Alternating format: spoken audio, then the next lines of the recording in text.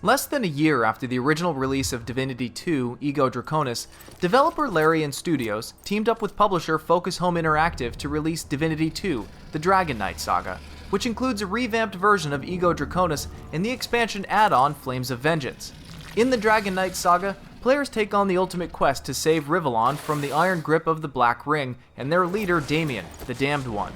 Gamers play the role of a dragon slayer who belongs to an ancient order of warriors dedicated to cleansing the world of the half-human dragon knights who supposedly killed Rivellon's divine hero.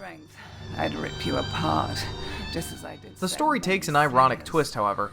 As you explore the region looking for your commander, you encounter a mortally wounded dragon knight who manages to psychologically convert you into a dragon knight as well. Once you have the taste of becoming a dragon, it's kinda hard to go back to slaying them. From there, you realize the greater evil that threatens the land and immediately set out to vanquish it.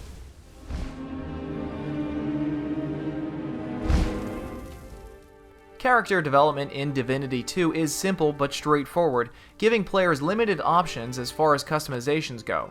Players will be able to choose from a number of preset classes, priest, mage, warrior, or ranger, and they can customize their character from scratch, allowing more opportunity in development.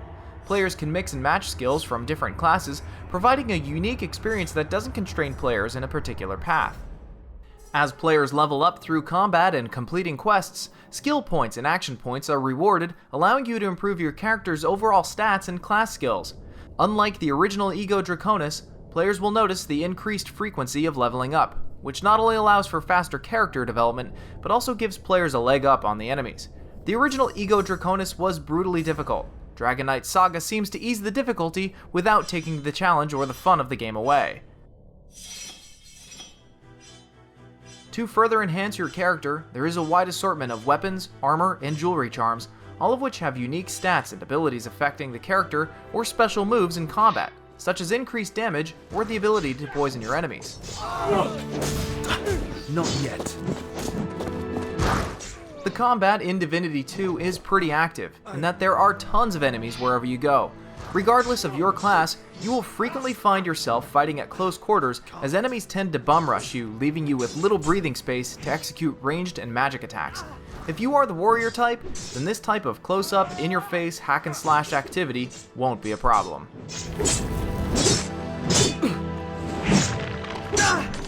In addition, players are able to summon monsters to their aid in battles. Their stats can be improved as well with various body parts that players can find off of dead enemies. How does it feel, Slayer? The magic spells provide nice special effects in battles, especially while spewing fireballs in dragon form. The targeting system still remains the same with a reticle to direct your attacks. However, since battles are fast-paced, the option to pause and choose targets allows players to better assess the situation and formulate an attack strategy.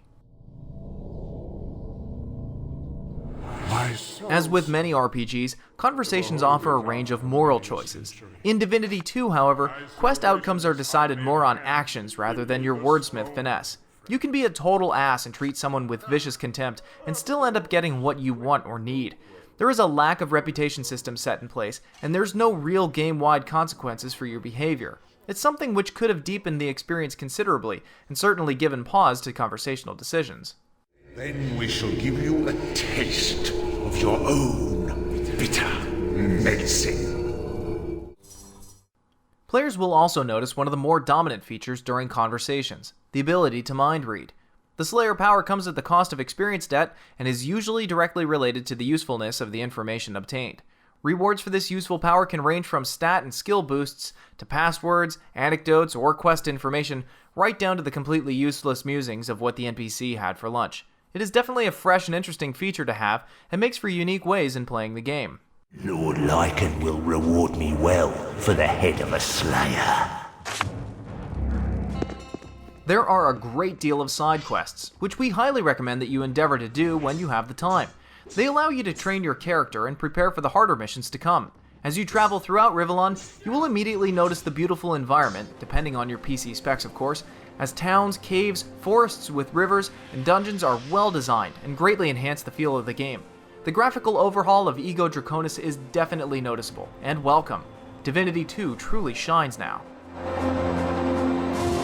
Overall, Divinity 2: The Dragon Knight Saga is a solid collection that provides for hours of great playing time. It is a huge improvement over Ego Draconis.